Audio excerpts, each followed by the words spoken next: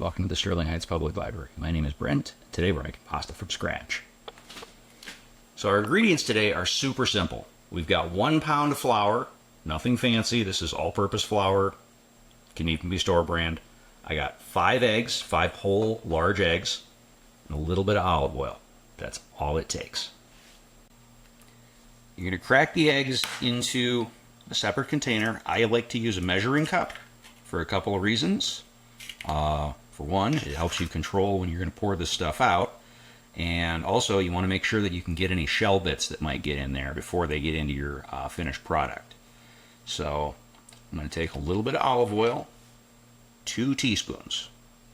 Now, even this is optional. You don't have to put oil into pasta dough. I like a little bit just because it makes it a little bit easier to work with and a little bit more tender.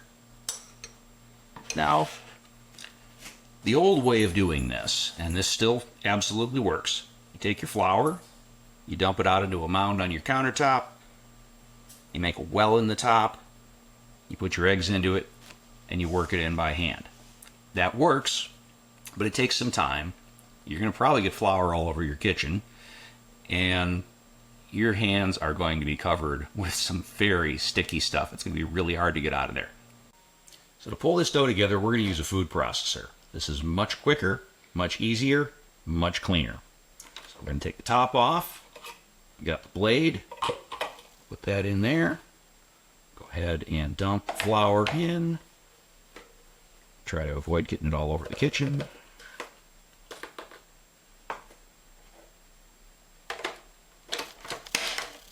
Put the lid on.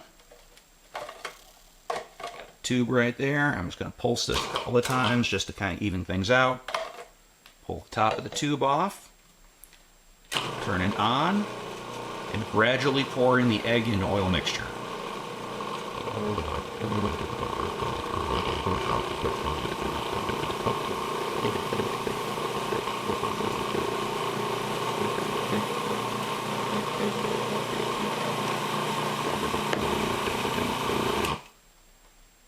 You can see how it kind of gets kind of granular looking in there. So I'm going to pulse this a few more times just to make sure everything's fully incorporated.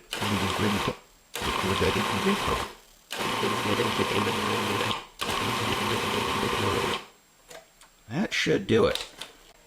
So I got a good sized piece of plastic wrap here. I'm going to pull the blade out. Just dump that right onto the wrap. Get everything out of here, and then we're going to bring that together into a ball.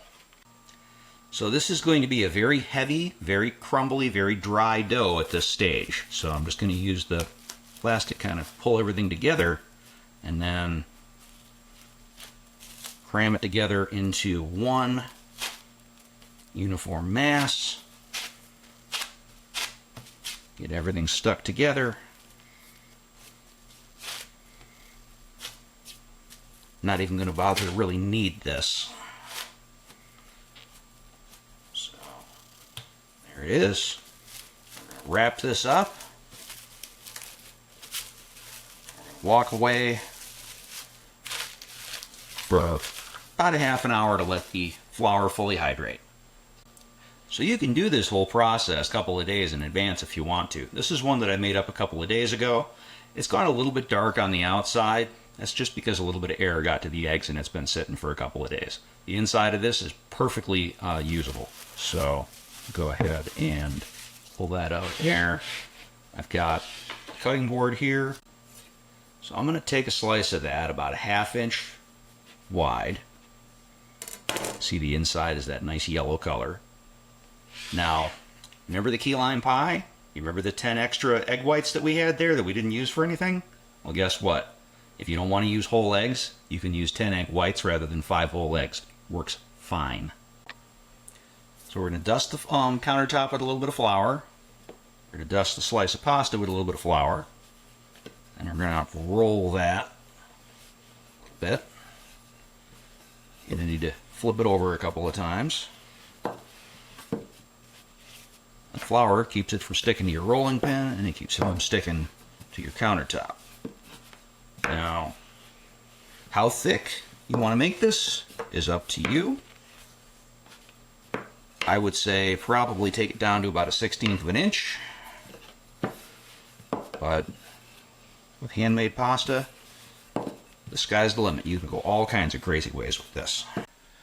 So what style of pasta you want to do with this is up to you. Now, you can make just regular old noodles for making soup. You can cut it thin and go spaghetti. You can cut it wider for fettuccine. You could use sheets like this here to make lasagna. Now, these are a little rustic. We haven't squared up any sides or anything. If you want to cut long noodles, one of the best things to do, make sure there's enough flour on it so it doesn't stick together. Give it a roll. And then just cut it with your knife.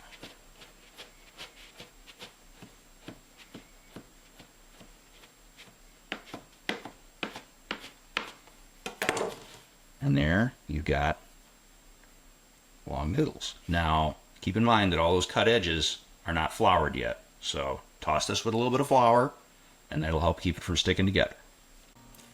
Now, if you want to get fancy, and you happen to have one of these laying around, this is a pasta roller. So basically this here has a crank and it clamps to a countertop, so you need either a counter or a table that overlaps with an edge that you can clamp to. You got to have at least 2 or 3 inches of clearance in order to use one of these things.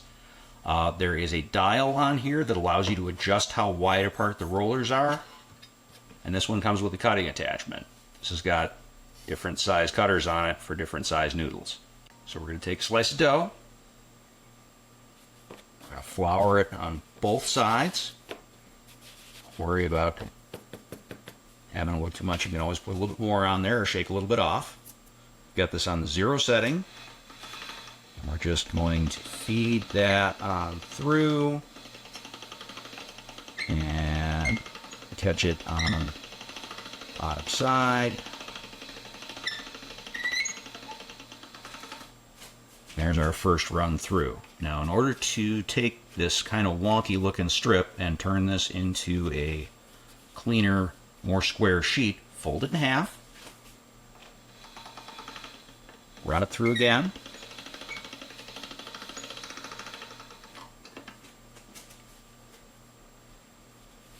fold it again, run through the other direction.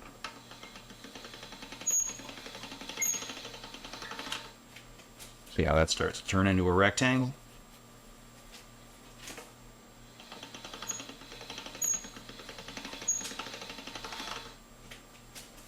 And that's how you get that going. So before we start running it through to get the final thickness, I'm going to go ahead and dust it with a little more flour.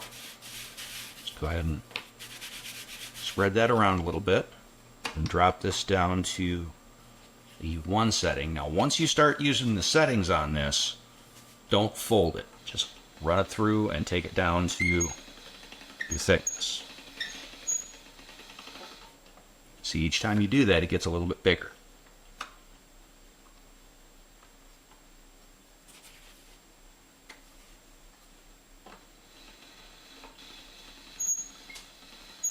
Just keep that supported. Wind it down through. So our final setting, run that through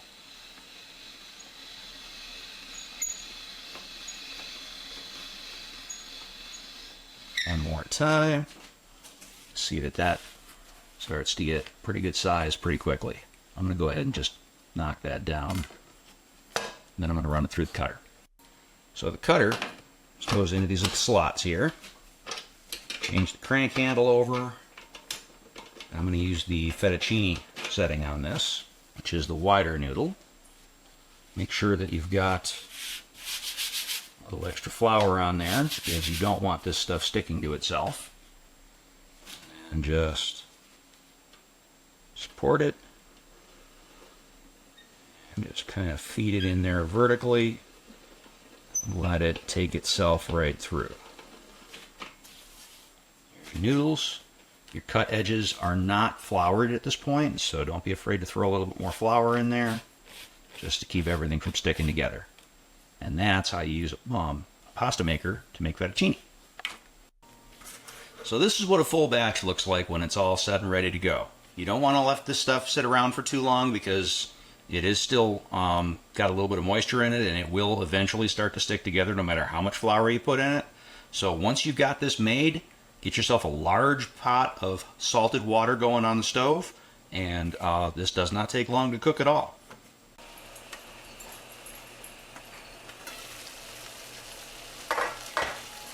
So our water's at a full boil. Our pasta goes in. There's about 4 quarts of water and about 2 tablespoons of salt. Give that a quick stir. This is only going to take a couple minutes. When that comes back up to a boil and floats, we're going to test it for doneness, and it should be ready. So that is back up to a boil. It has floated to the surface. We're going to test one of these for doneness. Perfect. So we're going to drain that into a colander.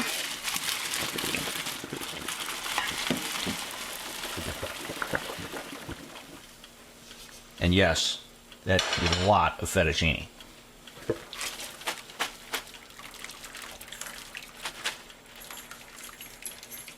Dump that into a bowl. So there's your fettuccine. We're going to go ahead and hit that with a little olive oil. Give it a little toss. Now you can do anything you want with this. At this point, it is a completely blank canvas. But I am going to just dish some up.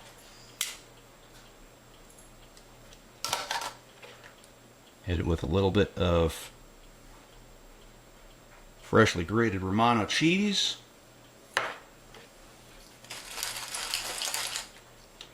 Fresh black pepper. And there you go. Homemade pasta. Easier than you think.